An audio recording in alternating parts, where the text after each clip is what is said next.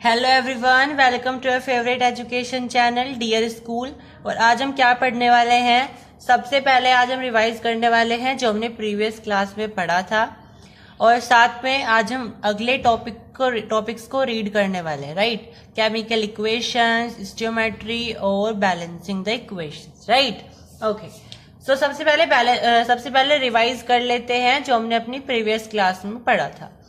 मैंने आपको बताए थे टाइप्स ऑफ चेंजेस, ठीक है। तो टाइप्स ऑफ चेंजेस में मैंने दो टाइप्स बताए थे। एक और टाइप होता है, हालांकि this is not in your syllabus, लेकिन एक और टाइप होता है जिसे आप बोलते हो रेडियो एक्टिव चेंज। ये वही है जो न्यूक्लियर चेंज हम बोल सकते हैं, ठीक है। जो न्यूक्लियस को हम न्यूक्लियस से रिएक्शन करा के जब हमारा बनता है, ठीक है। जैसे हमारा न्यूक्लियस होता है, ये हमारा इलेक्ट्रॉन होता है, और जब हम इसमें रिएक्शन कराएंगे डायरेक्टली टू द न्यूक्लियस, यानी हमने देखो यहाँ से हम यहाँ पे गए, थोड़ी एनर्जी यहाँ पे लगेगी तो थोड़ी एनर्जी लिबरेट होगी, और यहाँ पे जाते जाते हमें और एनर्जी लिबरेट होगी, ठीक है। क्योंकि ये जो दीवार होती है न्यूक्लियस की, ये बहुत ज्यादा मजबूत होती है, तो इसको तोड़ना इज वेरी डिफिकल्ट, ठीक है। तो हमारी ये रिएक्शन होती है न्यूक्लियर रिएक्शन, और इस चेंज को हम बोलते हैं radio active change. Clear? Now next, अब देखो कुछ ऐसे हम बोल सकते हैं कैटेगरीज होती हैं और कैरेक्टरिस्टिक्स होती हैं जिससे हमें पता चलता है कि यहाँ पे केमिकल रिएक्शन हुई है, ठीक है। ऐसे बहुत सारे होते हैं, जैसे कि हम बोल सकते हैं हमने कोई दो सब्सटेंस मिलाए थे और उसे मिला करके पहले तो कोई और रंग था या कलरलेस थे, और अब दूसरा कलर हो गया है, ग्रीन हो गया है या वायलेट हो गया है, जो भी, ठीक है। तो इस तरीके के कुछ चेंजेस होते हैं, जैसे टेम्परेचर का बढ़ जाना, कलर का चेंज हो जाना, ठीक है, और प्रेसिपिटेट का बन जाना नीचे, हीट का लिबरेट हो जाना, दैट इज ऑल टेम्परेचर, ठीक है। क्लियर? और साथ में हम बोल सकते हैं कुछ बबल्स निकल जाना या कुछ ऐसे लिबरेशंस निकल जाना, राइट। ये सारी चीजें होती हैं। तो हमें कैसे पता चलता है केमिकल रिएक्शन हुई है? अच्छा, इसमें हमारा स्टेट ऑफ मैटर भी चेंज हो जाता है कभी कभी। तो हम बोलते हैं कि स्टेट ऑफ मैटर तो फिजिकल चेंज में भी होता है, फिजिकल रिएक्शन में भी होता है, और केमिकल रिएक्शन में भी होता है। तो अब हम कैसे पता करेंगे कि ये जो स्टेट ऑफ मैटर हुआ है ये कौन सी रिएक्शन में हुआ है, whether it is in chemical reaction और फिजिकल रिएक्शन, ठीक है। तो देखो, अगर एक रिएक्शन ऐसी है जिसमें केवल और केवल स्टेट ऑफ मैटर चेंज हुआ है और उसके साथ में कोई और ऐसी कैरेक्टरिस्टिक नहीं आई है जो केमिकल रिएक्शन होने के बाद आती है, तो इसका मतलब ये है कि वो आपकी कौन सी रिएक्शन है, वो आपकी फिजिकल रिएक्शन, या ज्यादा अच्छा रहेगा हम ऐसा बोले कि वो फिजिकल चेंज है, क्योंकि इसमें कोई रिएक्शन नहीं होती, ठीक है। आप जस्ट उसका स्टेट ऑफ मैटर चेंज कर देते हो। अगर वो पहले लिक्विड था तो आप गैस बना देते हो, गैस था तो सॉलिड बना देते हो, राइट। अच्छा, अगर हम ये बोलते हैं कि उसका स्टेट ऑफ मैटर चेंज हो जाए, या वो हो या ना हो, उसके साथ साथ दो कोई और चेंजेस भी होने चाहिए। यानी अगर आप स्टेट ऑफ मैटर में कंफ्यूज हो कि स्टेट ऑफ मैटर तो भाई केमिकल रिएक्शन में भी हो सकता है, फिजिकल रिएक्शन में भी हो सकता है, तो फिजिकल रिएक्शन में तो केवल और केवल state of matter he change होगा, ठीक है। लेकिन अगर स्टेट ऑफ मैटर के साथ साथ कुछ और चेंज भी होता है, मान लीजिए टेम्परेचर बढ़ गया, या फिर कोई कलर चेंज हो गया है, या प्रेसिपिटेट बन गया है, तो हम वहां पे बोलेंगे कि ये केमिकल रिएक्शन हुई है, ठीक है। तो ये तरीके होते हैं जिससे हम पता करते हैं कि केमिकल रिएक्शन हुई है। ये तो थे जब हम स्टेट ऑफ मैटर में कंफ्यूज हो जाए। अब कुछ बेसिक क्राइटेरिया होते हैं जिससे हमें पता चल जाता है कि यहाँ पे केमिकल रिएक्शन हुई है, ठीक है। पहला होता है इवोल्यूशन ऑफ गैस, ठीक है, इवोल्यूशन ऑफ गैस, गैस का उत्पन्न हो जाना, गैस का लिबरेट हो जाना। ठीक है,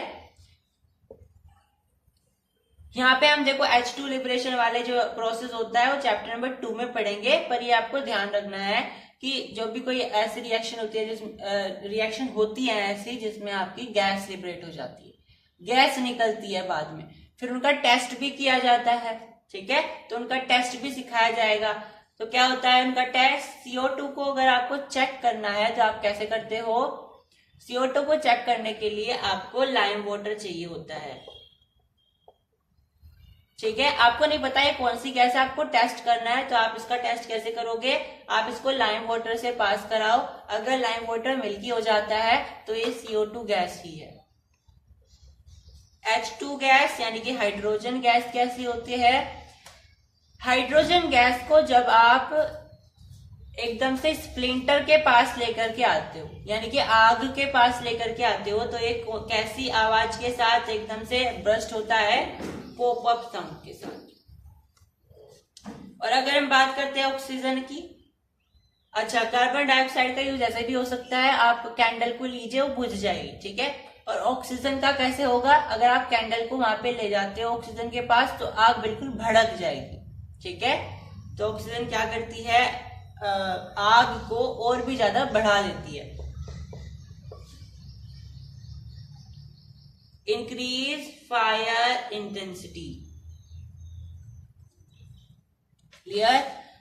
और एक होती है हमारी SO2, अगर हमें इसका टेस्ट करना है तो SO2 हम थर्ड चैप्टर में पढ़ते हैं, ये एक एसिड गैस है, एसिडिक गैस है। ठीक है, तो क्योंकि ये एसिडिक गैस है तो हम इसका उन मेथड से पता कर सकते हैं जिनसे हम एसिड का यूज करते हैं, यानी कि हम इसका pH भी निकाल करके पता कर सकते हैं कि ये कौन सी, अगर इसका pH एसिड वाले उसमें कॉर्नर में आता है तो इसका मतलब ये एसिडिक गैस। ठीक है, तो इसका टेस्ट ऐसे हो गया, यानी कि ये सल्फर डाइऑक्साइड गैस है। या फिर आप इसका यूज KMnO4 में भी इसका यूज कर सकते हैं, उसमें मिला करके, तो कलर चेंज हो जाता है, ऑरेंज से ग्रीन हो जाता है, ऑरेंज से ग्रीन हो जाता है। ठीक है, तो ये कुछ गैसेस थे जिसे हम पता कर सकते हैं। ये तो था आपका पहला कैरेक्टरिस्टिक जिससे हम पता कर सकते हैं कि रिएक्शन हुई है या नहीं। दूसरा होता है आपका फॉर्मेशन ऑफ प्रेसिपिटेट, जब भी गैस निकलती है रिएक्शन में तो आप ऐसे डिनोट करते हो। ठीक है, और जब भी आपका प्रेसिपिटेट बनता है, प्रेसिपिटेट,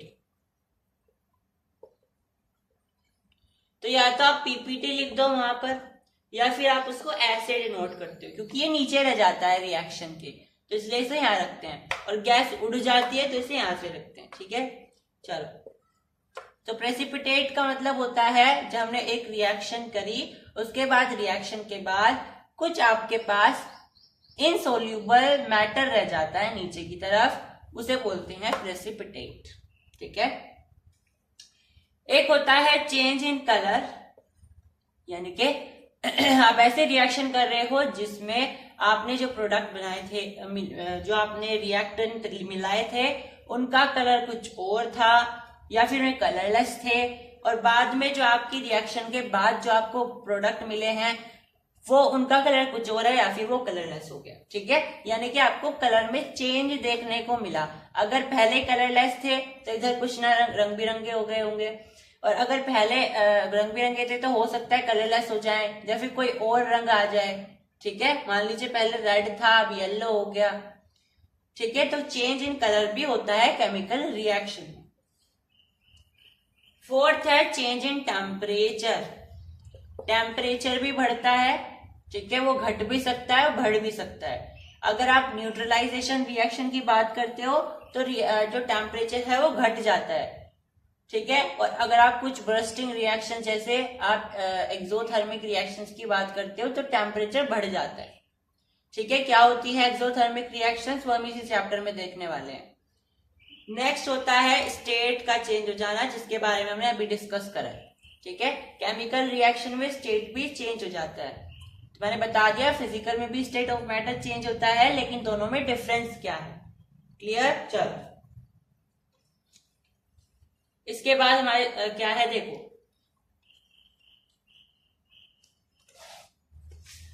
तो हमारे यहाँ पे टाइप्स ऑफ रिएक्शन क्या होती है वो हम बाद में देखेंगे, ठीक है।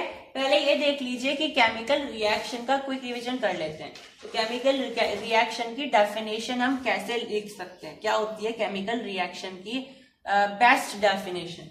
तो इसकी बेस्ट डेफिनेशन क्या होती है, केमिकल रिएक्शन, सिंपली आप ये भी लिख सकते हो कि केमिकल रिएक्शन वो होती है जिसमें रिएक्टेंट मिलते हैं और कुछ नया प्रोडक्ट बनाते हैं, और उन प्रोडक्ट से हम दोबारा से उसके रिएक्टेंट को नहीं बना सकते बिना मतलब किसी फिजिकल मेथड से। आपको वहां पे कोई मैकेनिकल मेथड यूज करना पड़ेगा। मैकेनिकल से मेरा मतलब है कोई जैसे इलेक्ट्रोलिसिस हो गया, ठीक है, कोई केमिकल मेथड आपको वहां पे यूज करना पड़ेगा।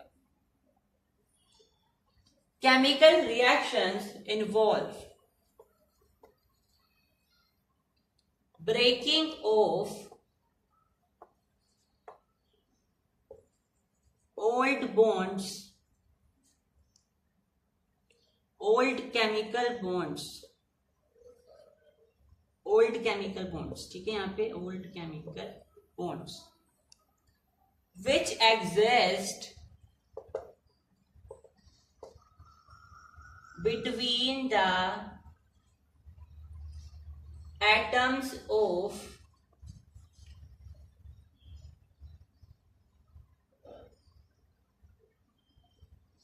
breaking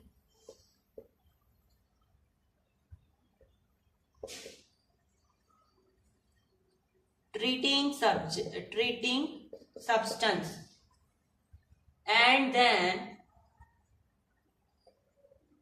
making of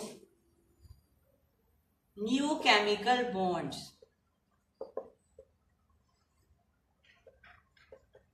between the rearranged atoms of new substance। I would say ये बेस्ट डेफिनेशन है। वैसे तो लिखने को आप ये भी लिख सकते हो आसान से जो मैंने बताई थी।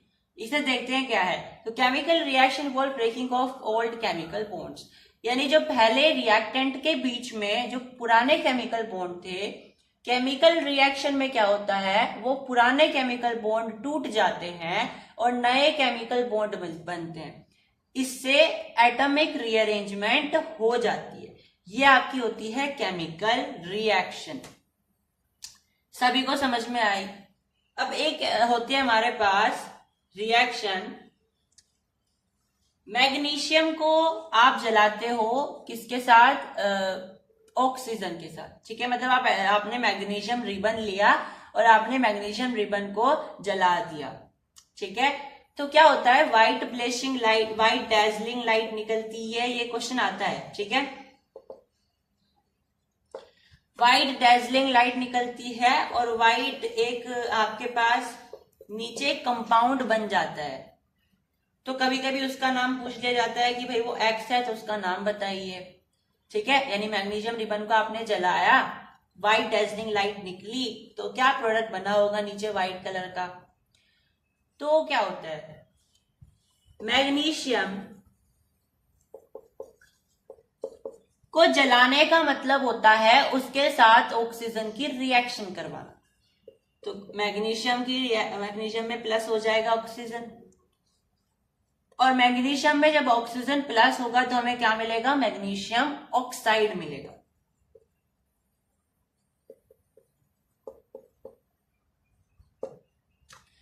मैग्नीशियम ऑक्साइड मिलेगा, ठीक है। और मैग्नीशियम रिबन को आप रिएक्ट करवाने से पहले उसे सैंड पेपर से एक बार क्या करते हो, रफ करते हो, क्योंकि पहले ही उसमें मैग्नीशियम ऑक्साइड की लेयर बनी रहती है, प्रोटेक्टिव लेयर, क्योंकि बहुत ज्यादा रिएक्टिव होता है तो उसके ऊपर पहले से ही जमी रहती है। तो आप उसे पहले साफ करते हो सैंड पेपर से, उसके बाद रिएक्शन कराते हो तो आपको ये प्रोडक्ट मिल जाता है, ठीक है। तो अगर ये तो होगी आपकी केमिकल रिएक्शन लिखने का तरीका। अब केमिकल इक्वेशन क्या होती है, ध्यान से देखेंगे। केमिकल इक्वेशन भी वही है, बस इससे रिएक्शन को लिखने का तरीका बदल जाता है। जैसे अगर मैं इस वर्ड टू वर्ड लिखने की बजाय जैसे magnesium plus oxygen will give you magnesium oxide, मैंने पूरा स्पेलिंग बाय स्पेलिंग बढ़िया तरीके से लिखा है। अगर मैं ये चाहूं कि मैं इन सबको छोड़ के सिंबल्स वगैरह का यूज कर दूं, केवल वर्ड्स का यूज कर दूं, एलिमेंट्स का सिंबल्स यूज कर दूं, तो आसान हो जाएगा। ठीक है, हमें जब बड़ी बड़ी रिएक्शंस दी जाएंगी तो हमें कंफ्यूजन नहीं होगा। तो इसी तरीके से हमें यहाँ पे करना है। तो मैग्नीशियम होता है Mg और ऑक्सीजन मतलब O2 जो इन्वायरमेंट में होती है।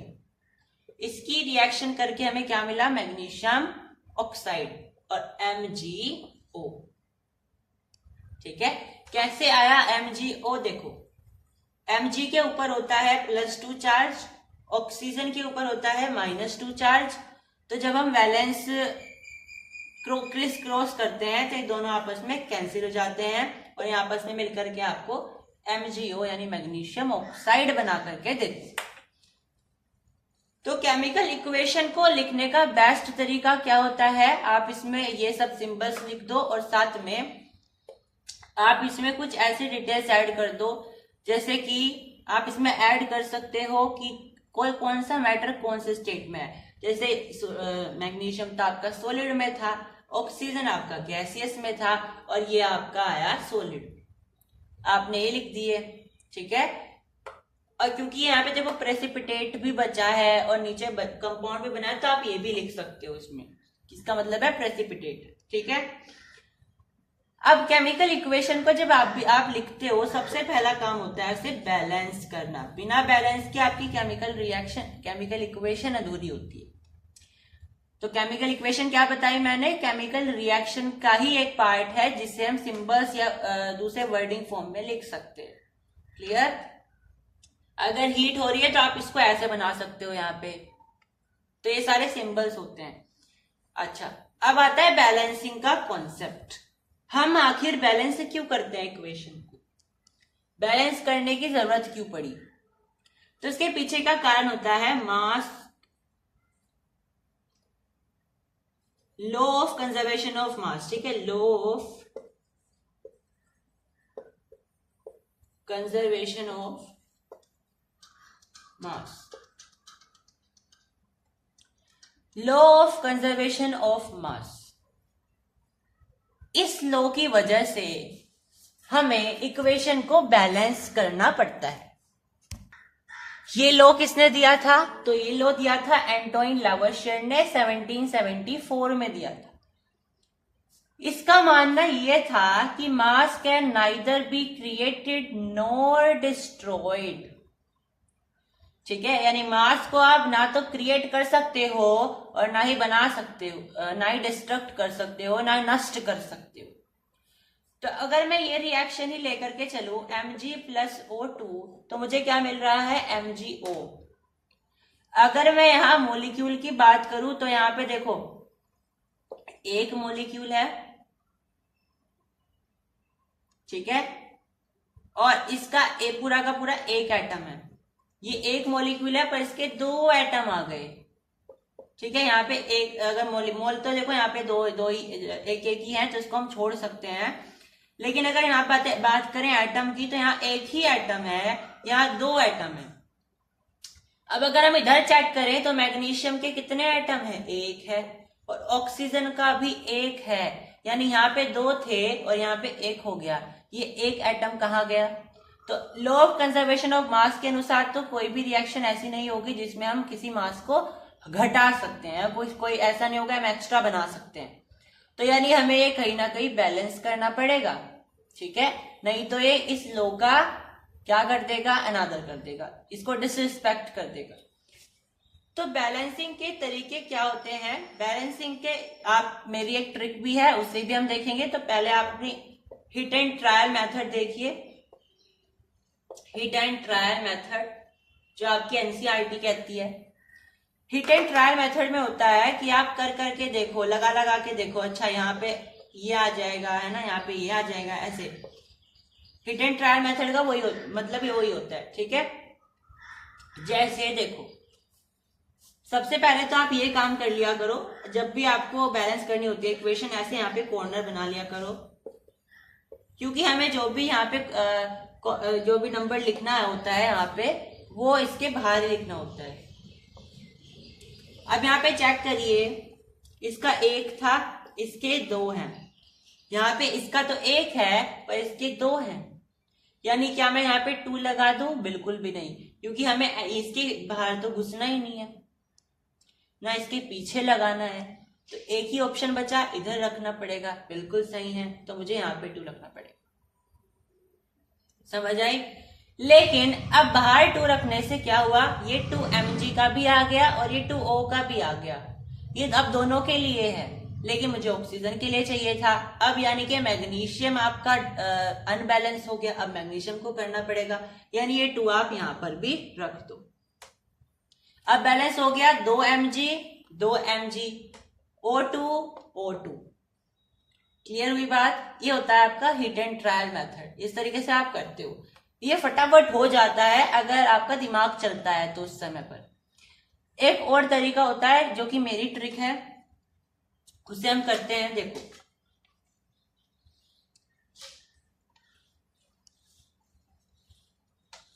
अच्छा, ट्रिक देखने से पहले एक चीज देखो, यहाँ पे ये रिएक्शन हमारी बनी 2 mg plus O2 will give you 2 mg। अब तुम सोच रहे होंगे ये क्या है, तो वैसे तो ये मोल नंबर होता है, लेकिन इसे हम बोलते हैं स्टीशियोमेट्रिक कोएफिशिएंट। मैंने आपको प्रीवियस वीडियो में कहा था कि हम स्टीशियोमेट्री पढ़ने वाले हैं। स्टीशियोमेट्री तो आपकी क्लास 11th में है, लेकिन उसका छोटा सा पार्ट स्टीशियोमेट्रिक कोएफिशिएंट आपको क्लास 10th में दे दिया गया है। ठीक है, तो स्टीशियोमेट्रिक कोएफिशिएंट क्या होता है? जब भी आप किसी कंपाउंड के आगे ऐसे मोल लगा देते हो, कोई संख्या लगा देते हो, उसको आप बोलते हो स्टीशियोमेट्रिक कोएफिशिएंट है उसका। ये क्या रिप्रेजेंट करता है कि इसमें कितने मोल हैं। ठीक है, अभी के लिए इतना ही ध्यान रखना है हमें, स्टीशियोमेट्रिक कोएफिशिएंट का मतलब ये होता है। ठीक है, अब वो ट्रिक देख लीजिए जिससे हम बैलेंस कर सकते हैं इक्वेशन को। अब बैलेंस ये अभी हुई नहीं है, हमें बैलेंस करनी है, तो यहाँ पे लिख लेते हैं दोबारा से mg प्लस O2 MgO। अब जितने भी कंपाउंड हैं उतने वेरिएबल मान लो। वेरिएबल तो आप देखो, कंपाउंड का मतलब ये है कि कितने कितने आपके पास चीजें हैं, सब्सटेंस हैं। तो एक सब्सटेंस ये है, एक सब्सटेंस ये है, एक सब्सटेंस ये है, A B C, ऐसे आप 3 मान लो। ठीक है, इसके पास यहाँ पे कुछ नहीं है आगे, ना यहाँ पे पीछे है कुछ भी, तो यहाँ पे सिंपल A आ गया। ठीक है, अब A किसके बराबर होगा? इधर से देखो C में जो ये mg है ये भी 1 है, तो यानी कि A C के बराबर हो गया। अब O2 देखो, O2 है तो 2B किसके बराबर हो गया? ये C एक बार ही है तो C के। अब जो भी ज्यादा बार आता है, रिपीट होता है, उसे हम 1 के इक्वल कर लेते हैं। C यहाँ पे 2 बार आया तो हमने लेट कर लिया कि जो C है वो 1 है। अगर C 1 है तो A भी 1 हो जाएगा, और यहाँ पे अगर हम 1 पुट करते हैं तो हमें B कितना मिलता है? 1/2 मिलता है। ठीक है, तो अगर मैं यहाँ पे देखो इस रिएक्शन को, यानी यहाँ पे मेरे पास आ जाएगा 1/2। अब ऐसे हम लिखते नहीं है, हमें तो प्रॉपर चाहिए होती है संख्या, तो इसे हटाने के लिए हमें क्या करना पड़ेगा? 2 से सारे मल्टीप्लाई कर दो ऊपर की साइड। यहाँ 2 आ जाएगा, यहाँ 2 आ जाएगा, यहाँ पे 2 आ जाएगा, ये 2 से 2 कट जाएगा। मेरे पास जो फाइनल बैलेंस्ड इक्वेशन आएगी वो कुछ ऐसी दिखेगी। ठीक है, जैसे एक और एग्जांपल समझते हैं।